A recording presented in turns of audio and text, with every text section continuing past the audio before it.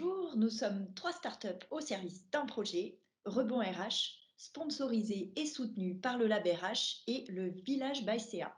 Je suis Frédéric, la fondatrice d'Effensi, le coach digital en efficacité collective. Bonjour, je suis Margot Rab, la cofondatrice de Niaouli, le premier outil vous permettant de mesurer et de piloter votre marque employeur.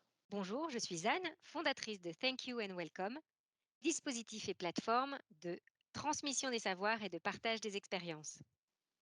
Alors pourquoi Rebond RH? Parce que pour nous, il était vraiment très important de mettre en avant les bonnes pratiques que vous avez mis en place pendant le confinement et qui vous ont permis en fait de rebondir avec cette crise. Et donc, on a décidé de comprendre comment vous avez été bousculé, comment vous avez été créatif et résilient. Et maintenant, aujourd'hui, il est temps de faire le point et de prendre un peu de recul sur les pratiques que vous avez pu mettre en place pour créer cette belle cohésion d'équipe. Alors nous allons le faire au travers d'interviews, de partage d'expériences et de témoignages. Nous vous partagerons en podcast les pratiques inspirantes mises en place dans différentes entreprises, les questionnements que nous avons également pu collecter auprès de vos pairs pour inspirer vos projets de déploiement du travail hybride. Nous avons hâte de vous partager nos découvertes. Bonne écoute! Bonjour Fabrice, je te propose de commencer par te présenter. Oui. Eh bien, moi, je suis Fabrice Marcellin et je dirige le Village by CA Paris, qui est une structure d'accompagnement de start-up. C'est une filiale d'un grand groupe, qui est le Crédit Agricole, qui en est d'ailleurs à l'initiative. Et dans l'équipe, nous sommes une dizaine de collaborateurs. Et en deux mots, le village, c'est à la fois un lieu, 55 rue La Boétie, mais aussi un programme d'accélération de l'innovation qui va s'appuyer sur son écosystème de start-up, une centaine au quotidien, pour accompagner la transformation des grands groupes vers le futur de leur industrie. Super, merci beaucoup. Et donc dans cette équipe de 10 personnes, alors dis-nous quelles sont les bonnes pratiques que tu as mises en place, notamment pendant le premier confinement qui était le plus dur, et puis ensuite... Alors pendant le premier confinement, un peu comme tout le monde, ça a été la sidération. C'était la première fois que les uns et les autres on vivait ça. Et d'ailleurs, finalement, les managers également. Il y a les collaborateurs et les managers. Donc il a fallu trouver les moyens qui permettaient à chacun finalement de rester connecté pour affronter cette période un petit peu exceptionnelle. C'est ça que aujourd'hui on enregistre 18 mois après, bon, on s'est tous les uns et les autres habitués à vivre un contexte un petit peu compliqué, mais en mars dernier, il a fallu à la fois réussir à maintenir ce contact, recréer une forme de quotidien et de régularité dans nos échanges, avec cette difficulté peut-être d'avoir quelque chose d'assez transverse, c'est-à-dire qu'il y avait beaucoup d'échanges bilatéraux et beaucoup moins d'échanges informels qui permettaient de partager l'information avec tout le monde, comme on peut l'avoir lorsqu'on est dans un lieu physique, et c'est extrêmement vrai d'ailleurs au village. Et deuxième élément sur lequel il a fallu travailler, c'est que le village, l'équipe du village, prend beaucoup de plaisir à travailler avec l'ensemble de l'équipe. C'est-à-dire que les uns et les autres, ce qui nous fait avancer, c'est l'émulation qui se crée au contact de l'autre. Alors bien sûr, à la fois au contact de nos startups, mais déjà au sein de l'équipe. Et ça, tout d'un coup, on ne l'avait plus.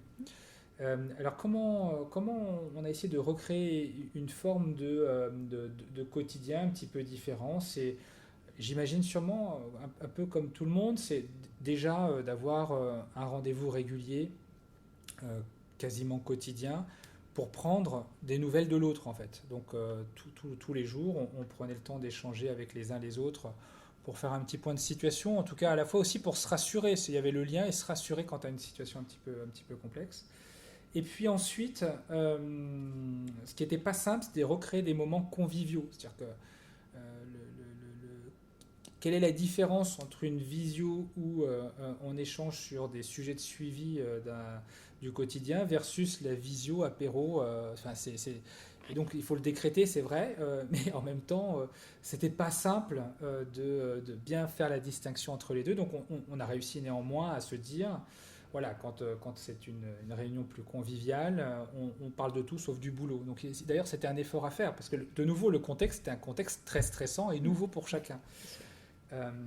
Et ensuite, on s'est dit, tiens, essayons également d'avoir une forme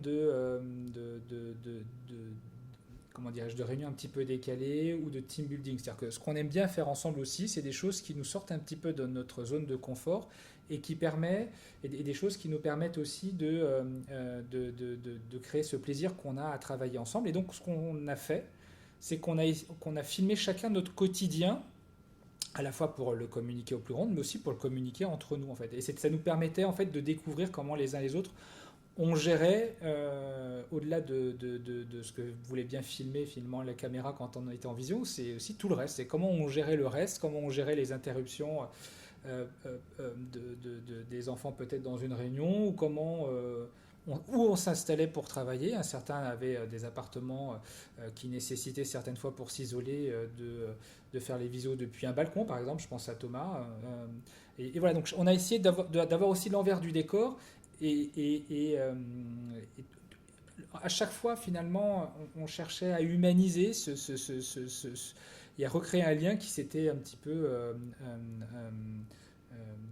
cassé, enfin, je sais pas, en tout cas qui s'est rompu brutalement le jour où on nous a dit qu'on devait rester enfermé pendant plusieurs mois. Donc, premier confinement, chercher à faire du lien pour recréer des interactions informelles, finalement. C'est ça, c'était ça c'est de recréer une dynamique d'équipe où dans le monde physique, on se nourrit les uns les autres finalement pour avancer de façon assez informelle. C'est un truc qui est de l'ordre du réflexe entre nous. Et tout d'un coup, lorsqu'on ne se voyait plus, c'était plus compliqué. Il fallait en tout cas le structurer là où on n'avait pas besoin de le structurer au quotidien. Donc c'était essayer de retrouver cette énergie-là pour pouvoir affronter ces différents mois de confinement et continuer à mener une activité. Oui, donc créer du lien de telle sorte à ce que on tisse quelque chose au-delà de son quotidien de travail. Donc ça, premier confinement. Le choc, la sidération, ouais. Après le temps de se réadapter et puis de se dire en fait le business peut continuer. En fait, on a suivi exactement, je pense, le même processus que tout le monde, start-up ou grand groupe d'ailleurs. La première semaine était focus sur qu'est-ce qui nous arrive, quoi. C'est la fin du monde. C'est la fin du monde, ne serait-ce que parce que c'est la première fois qu'on vivait un phénomène de ce type-là. La deuxième semaine, peut-être qu'on a commencé effectivement à stabiliser une forme d'organisation. Et puis très rapidement, tout le monde a retrouvé une forme de réflexe en se disant, on accepte, mais on va faire les choses autrement. Comme beaucoup d'ailleurs d'entreprises ou de start-up qui ont repensé leur business, et bien, ça a été l'occasion également pour nous d'aller chercher des nouvelles choses, une nouvelle manière de faire, des choses peut-être qu'on n'aurait jamais imaginées en dehors de ce contexte. Et finalement, au-delà du premier confinement, est-ce qu'il y a des choses que tu as fait perdurer, qui t'ont inspiré pour la suite, voire que tu vas continuer à faire dès à présent ?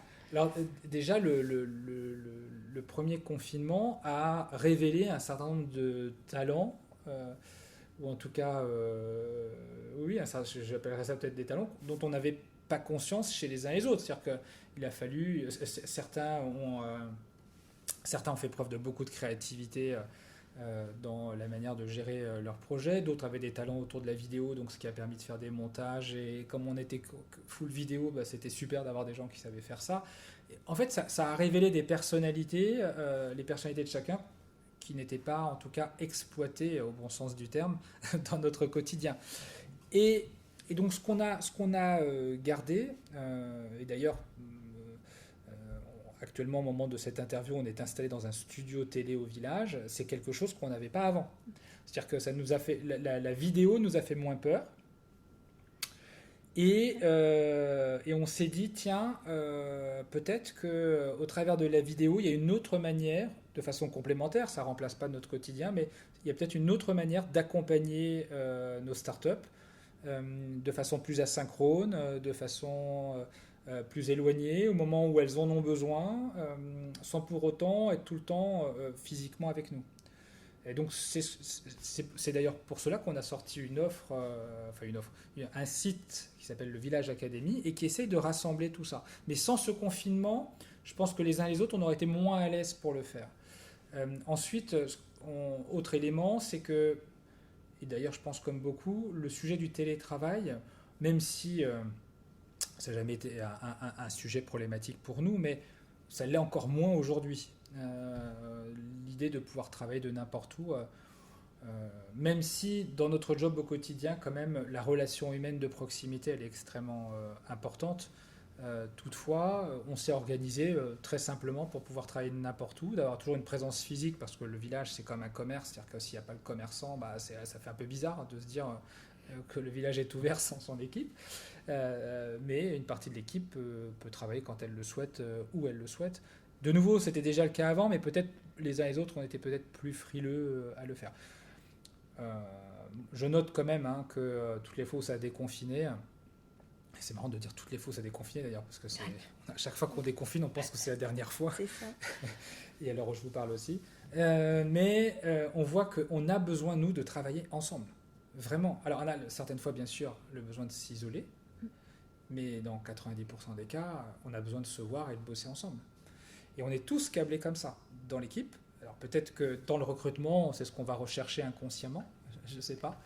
Mais la dynamique d'équipe pour nous en physique, c'est quelque chose d'extrêmement important. Donc, et ça crée toujours un manque quand l'un d'entre nous n'est pas là et qu'il travaille à distance. Donc on essaye bien sûr toujours de le connecter pour qu'il soit avec nous.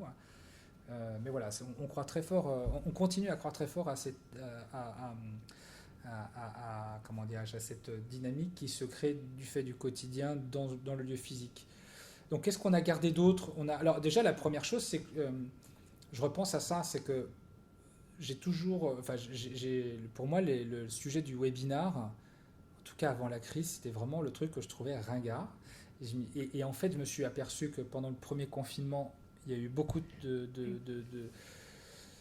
de réponses positives au webinar qu'on pouvait organiser. Et je mets ça sur le fait que, comme nous, dans la sidération du moment, on avait envie de recréer une forme de relation humaine. Et donc, le webinar permettait de le faire. Donc, il y a eu beaucoup de succès autour des webinars, chez nous comme chez les autres.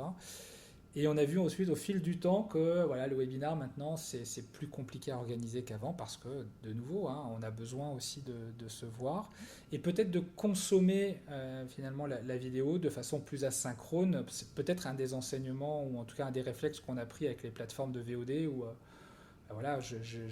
j'ai des épisodes, je les consomme quand j'en ai envie et quand j'en ai besoin. C'est un peu l'idée d'ailleurs sous-jacente au Village Academy, c'était pour répondre à ce réflexe-là, avec cette fois-ci des vidéos peut-être plus qualitatives, plus travaillées, plus scénarisées.